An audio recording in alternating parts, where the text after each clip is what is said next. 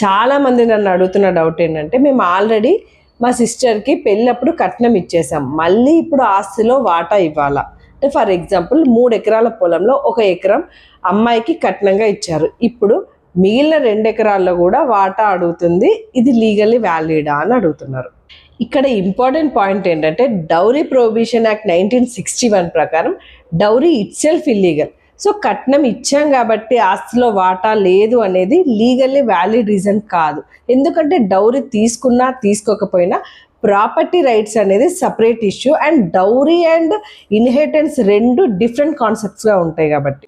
So ఫ్యూచర్లో ఇలాంటి property disputes రాకుండా ఉండాలి అంటే లీగల్ ప్లానింగ్ అనేది చాలా ఇంపార్టెంట్. అంటే పార్టీషన్ డీడ్ కానీ, రెలింక్విష్మెంట్ డీడ్ కానీ కట్నం ఇచ్చేటప్పుడే రాసుకోవాలి, and registered gift deed or settlement డీడ్లో క్లియర్గా ఫుల్ అండ్ ఫైనల్ సెటిల్మెంట్ అని చెప్పేసి మెన్షన్ చేస్తే ఫ్యూచర్లో డిస్ప్యూట్స్ తగ్గుతాయి.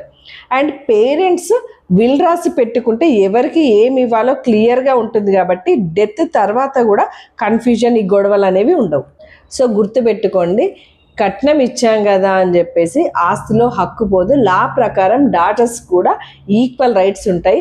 అండ్ ఇంకొక పాయింట్ ఏంటంటే, అమ్మాయి గనక ఆస్తిలో హక్కు తీసుకుంటే లయబిలిటీస్ కూడా ఈక్వల్గా అబ్బాయితో పాటు షేర్ చేసుకోవాల్సి వస్తుంది. ఇలాంటి లీగల్ డౌట్స్ ఉంటే కామెంట్ చేయండి. Follow for more legal awareness videos.